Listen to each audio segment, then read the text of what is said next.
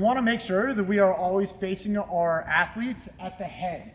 All of the action, the grips, and their faces, everything is from the front. We want to make sure that we're watching from the front and not from the back. Okay? We can't see any of the action from the back of the grips. We kind of just see their back and butts and the bottom of their feet. This is not what we want to see. We want to see the hands, faces, and most of the action.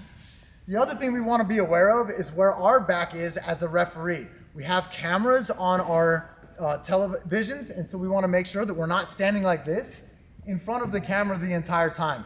Now, if it's necessary because of injury or needing to be really close, then that is different. But generally, we want to circle.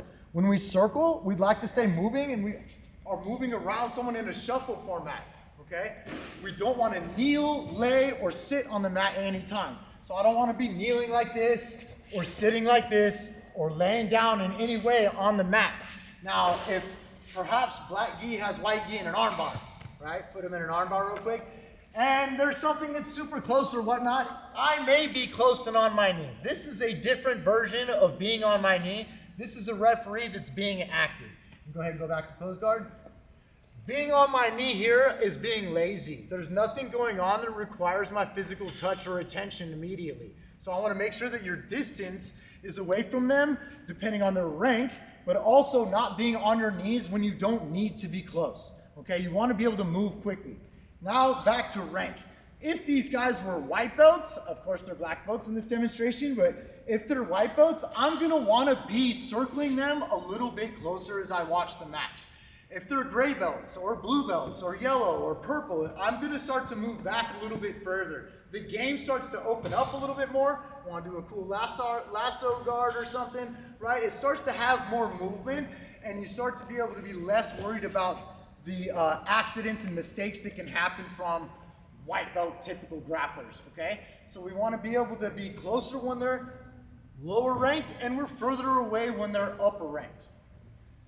Other thing that I want to mention is to constantly stay moving. Your brain sleeps when your body stops moving. So if we're sitting here and they have their grips, when you stop and you start to stare and you stop moving and you lock your body, this is when your mind wanders. I suggest that you constantly move. You constantly move around your athletes. So one, you can see what's going on. Two, it's much more attentive, but also your brain will focus more. If my body continues to move, my brain will continue to move. If I stop, I'll begin to stare and I'll begin to mentally drift. So a few things for referees to remember is keeping your distance according to their rank and skill. Also, try as much as you can not to have your back to the camera at the table, and also to be able to be close and on your knees or whatnot only if you need to be. Never be on your knees sitting or laying on the mat if you do not need to be.